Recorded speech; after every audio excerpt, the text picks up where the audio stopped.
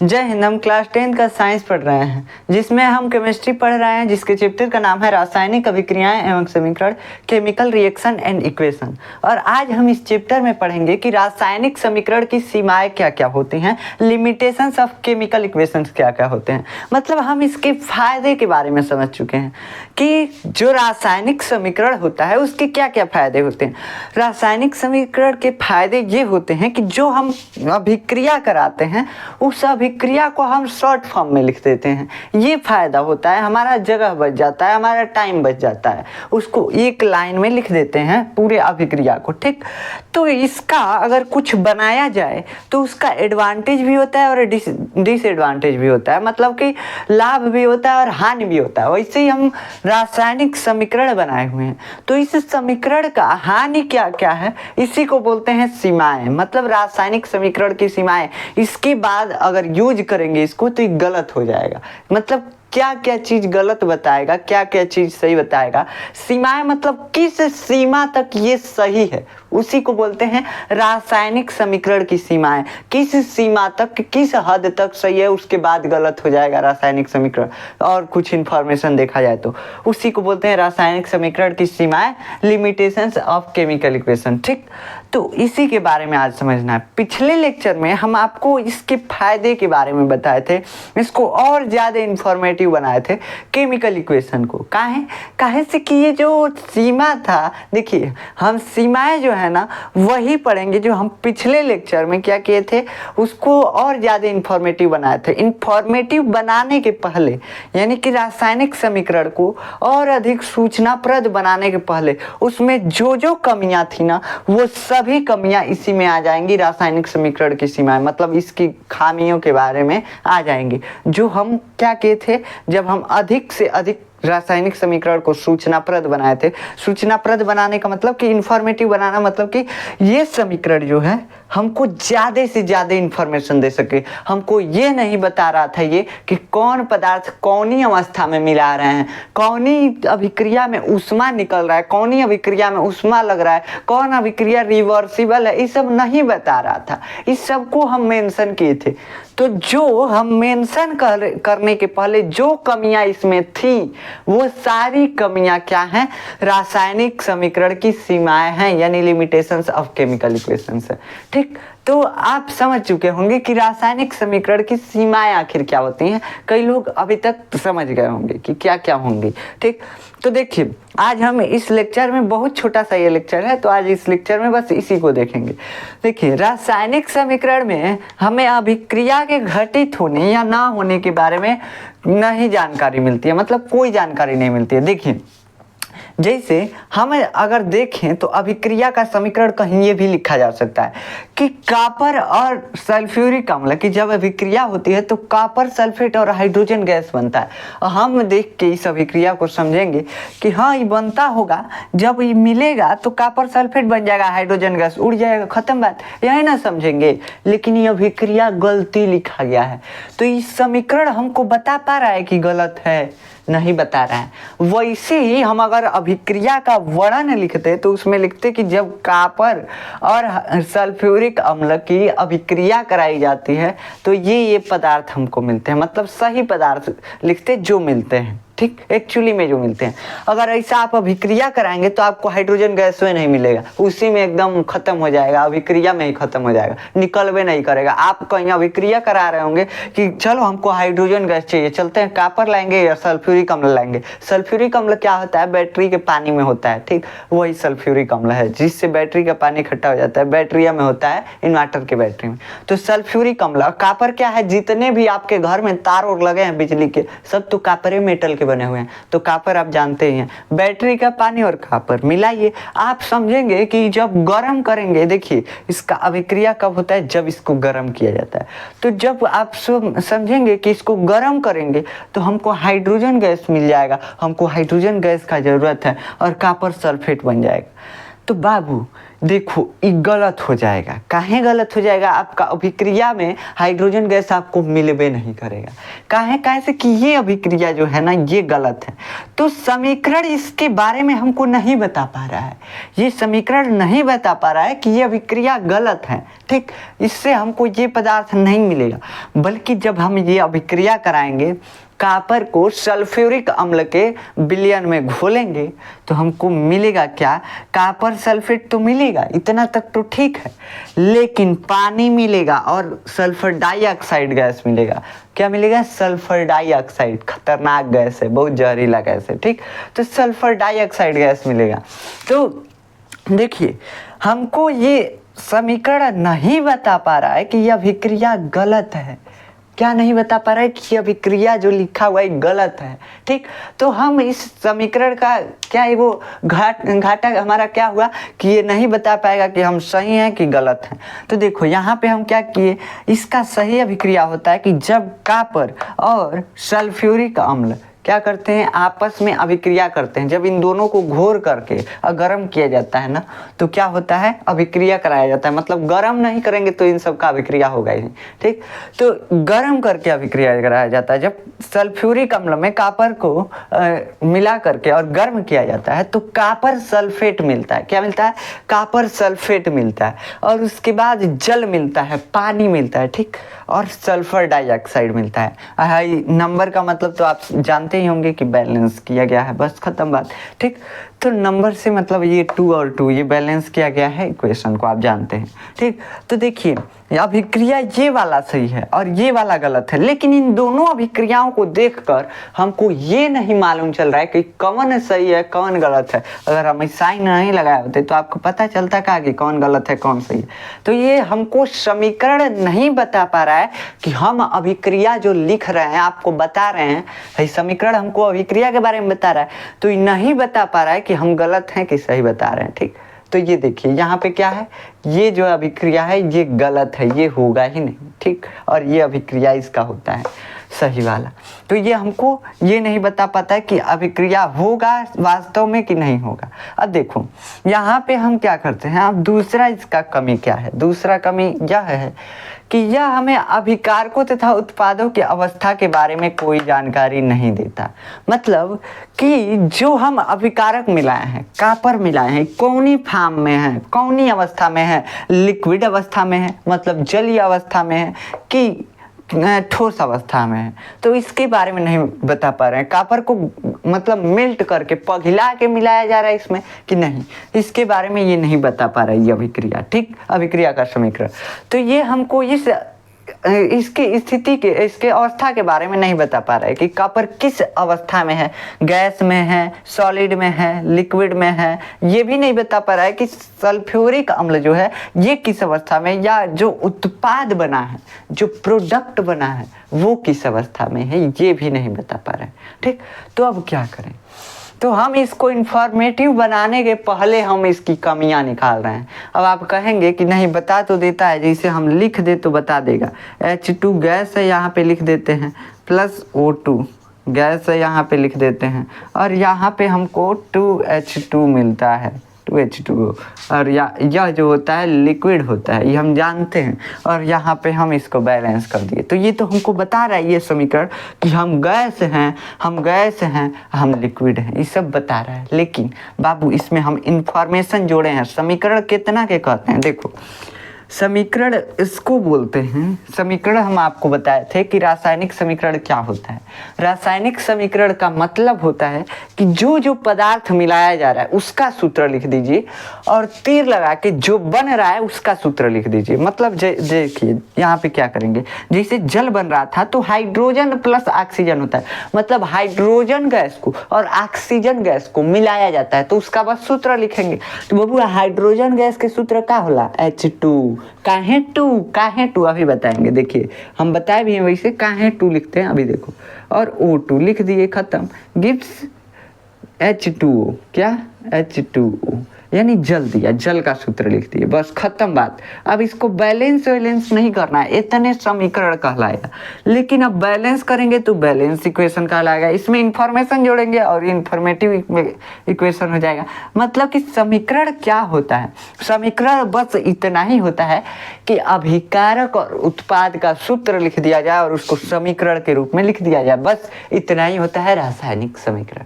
ठीक, तो ये हमको रासायनिक समीकरण जो है ये नहीं बता पा रहा है कि किस स्टेट में, किस अवस्था में हम पदार्थों को लिए हैं, कौनी अवस्था में हाइड्रोजन गैस के लिए हैं और कौनी अवस्था में ऑक्सीजन गैस को लिए हैं, ये सब हमको नहीं बता पा रहा है, बताने में असमर्थ है। हम इसमें जोड़ सकते हैं, लिख सकते हैं कि किस अवस्था में लिए, लेकिन समीकरण बस केवल समीकरण को देखा जाए तो ये तो नहीं बता पा रहा है ना कि किस अवस्था में लिया गया है, तो यही बता रहा है यहाँ पे इसकी कमी। ठीक, इसकी कमी क्या है? ये अवस्थाओं के बारे में नहीं बता पाता है, इसमें हमको अलग से अवस्था के बारे में लिखना पड़ता है। जैसे यहाँ पे जी लगा देंगे तो पता चल जाएगा कि गैसियस अवस्था में है, यानी गैसियस स्टेट में है। ठीक, तो यहाँ पे हमको अलग से लिखना पड़ता है, समीकरण में नहीं पता चलता है। ठीक, तो ये हमको अवस्थाओं के बारे में नहीं बता पा रहा है। अभी हम आपको बताए हैं कि हम बताएंगे कि H2 कहाँ लिखा जाता है और O2 कहाँ लिखा जाता है। देखो बाबू, दुनिया में जवन तत्व है, जवन तत्व है, सब कोई अस्थाई रहना चाहता है। अस्थाई रहने के लिए सब कोई अणु के रूप में रहेगा तबे अस्थाई रहेगा। अणु के रूप में मतलब कपल में रहना चाहिए, जैसे आप भी वैसे ही रहना पसंद करते हैं। ठीक, तो सेम ऐसे ही जो तत्व हैं सब ना, ये सब अणु के रूप में, ज्यादातर तत्व अणु के रूप में रहना पसंद करते हैं। सभी तत्व नहीं, सभी तत्व अणु के रूप में नहीं होते हैं, लेकिन ज्यादातर तत्व अणु के रूप में होते हैं। ऐसे ही हाइड्रोजन जहां भी रहेगा अणु के रूप में लिखा जाएगा। ठीक, ऑक्सीजन भी अकेले रहेगा, अणु के रूप में लिखा जाएगा। तो जहां भी अगर अभिक्रिया में, आज के बाद एकदम हेडिंग बना लो अपने दिमाग में, एकदम खोद खोद के लिख लो, क्या कि जहां भी अभिक्रिया में हम हाइड्रोजन को लिखेंगे बस H नहीं लिखेंगे। H तो हाइड्रोजन का संकेत है, सूत्र नहीं। सूत्र मतलब कि क्या लिखते हैं, उसका अणु का सूत्र लिखते हैं, जो अणु के रूप में रहना पसंद करते हैं, तो H2। ठीक, वैसे ही ऑक्सीजन भी है, ऑक्सीजनो डबलिया के रहता है, वो O2 के रूप में रहता है। ठीक, तो जहां भी रासायनिक समीकरण में अकेले ऑक्सीजन का सूत्र लिखना होगा वहां पे O2 लिखेंगे। अब आपके दिमाग में आया क्वेश्चन, का क्वेश्चन कि तब भाई H2O लिखे, इसमें ऑक्सीजन सिंगले है, क्या है, ऑक्सीजन सिंगले है। लेकिन देखो बाबू, यहाँ पे हम बोले हैं क्या कि जब भी ऑक्सीजन या हाइड्रोजन अकेले अकेले हो सब, तब इन सब का सूत्र O2 और H2 लिखा जाएगा। क्या? तब इन सब का सूत्र H2 और O2 लिखा जाएगा। लेकिन जब यौगिक में होंगे सब, कंपाउंड में होंगे सब, तब इन सब का सूत्र H2 और O2 नहीं लिखा जा सकता। काहे से कि ये एक दूसरे से पहले से बंधे हुए हैं। देखो, हाइड्रोजन जो है ऑक्सीजन से बंधा हुआ है, तो डबलिया के ही रहना पसंद करता है, ट्रिपल हो गया है। देखो, हाइड्रोजन जो है ऑक्सीजन के साथ है, मतलब एगो की दूगो पत्नी है। तो समझ में आ रहा है, तो ये तो अस्थाई है, एकदम पूरे तरह से अस्थाई है, समझ में आ रहा है। तो ये है इसका लॉजिक, इसको समझने का। जो भी कंपाउंड के रूप में रहेगा तो हो सकता है कि डबल या अगर है, हो सकता है सिंगल रहे, मतलब कि ये जरूरी नहीं। लेकिन अकेले अगर रहेगा ऑक्सीजन और हाइड्रोजन तो H2 और O2 के रूप में रहेगा। ठीक, तो इतना समझ में आया आपको। अब अगला हम इसकी कमी के बारे में सोचते हैं, रासायनिक समीकरण की कमी के बारे में। दो कमी क्या क्या हमको मिल गई, एक बार फिर से हम रिपीट कर लें। हमको ये नहीं रासायनिक समीकरण बता पाता है कि ये जो अभिक्रिया इस समीकरण में दिखाया गया है वो गलत है कि सही है, मतलब प्रैक्टिकली ऐसा संभव है या नहीं है। प्रैक्टिकली ऐसा संभव है नहीं, काहे, बस अभिक्रिया अगर समीकरण में लिखा गया है तो हम समझेंगे कि सही है, और जब प्रैक्टिकल करने जाएंगे तो ये गलती हो जाएगा एकदम, मतलब हाइड्रोजन गैस निकलवे नहीं करेगा। ठीक, तो ये गलती हो जाएगा। तो ये समीकरण जो है हमको इसके बारे में नहीं बता पाता है कि ये प्रैक्टिकली सही है या नहीं है। इसके बाद दूसरा क्या है, समीकरण जो है हमको ये नहीं बता पाता है कि अभिकारक और उत्पाद किस किस अवस्था में लिए गए हैं, कौन ठोस है, कौन द्रव है, कौन गैस है, सबको हमको लिखना पड़ता है अलग से। जैसे कोई गैस है तो उसके लिए G लिखना पड़ता है, कोई सॉलिड है तो उसके लिए S लिखना पड़ता है, कोई लिक्विड है तो उसके लिए L लिखना पड़ता है। ठीक, ऐसे लिखना पड़ता है अलग से समीकरण में, उसको इंफॉर्मेटिव बनाने के लिए, हमको समझने के लिए। ठीक, तो इतना समझ में आया आपको। अब दूसरा तीसरा क्या है, हम हमें यह अभिक्रिया में शामिल उत्प्रेरक के बारे में, सॉरी यहाँ पे आ का मात्रा नहीं लिखे हैं, चल सकता है। देखिए, शामिल उत्प्रेरक ताप दाब आदि के बारे में नहीं बताता है। अभिक्रिया जो है उत्प्रेरक ताप दाब आदि के बारे में कुछ नहीं बताता है। ठीक, आप जानते हैं, हम पिछले लेक्चर में आपको ये बताए हुए थे कि हमको जब भी ताप दाब वगैरह लिखना होगा, उत्प्रेरक वगैरह लिखना होगा, तो उसमें हम क्या करेंगे, ऊपर लिख देंगे 500 डिग्री सेल्सियस और 200 वायुमंडल दाब, यानी एटीएम भी लिख सकते हैं। ठीक, तो वायुमंडल दाब, ठीक, वायुमंडल। ठीक, इसके बाद क्या, नीचे उत्प्रेरक लिख सकते हैं, उत्प्रेरक Fe। ये किस में लग रहा था, ये सब उत्प्रेरक वगैरह किस में लग रहा था, अमोनिया को बनाने में, Fe उत्प्रेरक। ठीक, तो ये हमको कहाँ एक्स्ट्रा ऐड करना पड़ रहा है, देख रहे हैं, एक्स्ट्रा ऐड करना पड़ रहा है। N2 + H2 gives NH3। ठीक, NH3। तो ये जब बनता है तो इसके लिए इतने चीज़ की ज़रूरत होती है। ठीक, अब इस अभिक्रिया में हमको ये अलग से मेंशन करना पड़ा है, अलग से लिखना पड़ा है कि इसमें जो है 500 डिग्री टेम्परेचर लगेगा, इसमें 200 वायुमंडलीय दाब लगेगा और Fe उत्प्रेरक यानी लोहा जो है इसमें उत्प्रेरक का काम करेगा। अभिक्रिया कराने के लिए लोहा चाहिए। ठीक, तो इसके बारे में हमको अलग से मेंशन करना पड़ा है। अभिक्रिया का समीकरण हमको इसके बारे में कुछ नहीं बताया है, हम अपने मन से अलग से तीर के ऊपर लिख दिए हैं। ठीक, तो ये क्या कह रहा है कि यह हमें अभिक्रिया में शामिल उत्प्रेरक ताप दाब आदि के बारे में कुछ नहीं बताता है, कुछ इंफॉर्मेशन नहीं देता है अभिक्रिया जो है। अब चौथा क्या है, चौथा एक ये है कि यह हमें अभिक्रिया के दर के बारे में नहीं बताता है। अब मान लो अभिक्रिया का दर क्या होता है, अभिक्रिया का दर का मतलब ये होता है ना, कोई अभिक्रिया कितना तेजी से हो रहा है। अब मान लो सोडियम मेटल को पानी में डुबाओगे तुरंत भड़क जाएगा, 1 मिनट भी नहीं लगेगा, 50 सेकेंड 30 सेकेंड के लगभग भड़क जाएगा। ठीक, काहे भड़केगा, काहे से कि पानी के साथ बहुत तेज रिएक्शन करता है। और लोहा को अगर हवा में रख दोगे तो 5 साल लगेगा जंग खाने में, तब वो जंग नहीं खाएगा, मतलब बहुत कम जंग खाया रहेगा। तो वो अभिक्रिया बहुत स्लो है, लोहा में जंग लगना। जबकि सोडियम मेटल को पानी में फेंकेंगे तुरंत भड़क जाएगा। तो ये क्या है, बहुत तेज है। कागज को जला रहे हैं तुरंत जल जाएगा। ठीक है, तो ये बहुत तेज जल रहा है। और हम लोहा को कहीं रख दिए हवा में खुला तो मूर्छा बड़ी देर में पकड़ेगा, 4 साल 5 साल लग जाएगा। ठीक, तब जाके उसका क्षरण होगा, मतलब कम होगा वो लोहा मूर्छा पकड़ के। ठीक, तो ये हमको इसके बारे में नहीं बताता है कि कोई अभिक्रिया कितना तेज हो रही है या कितना धीरा हो रही है।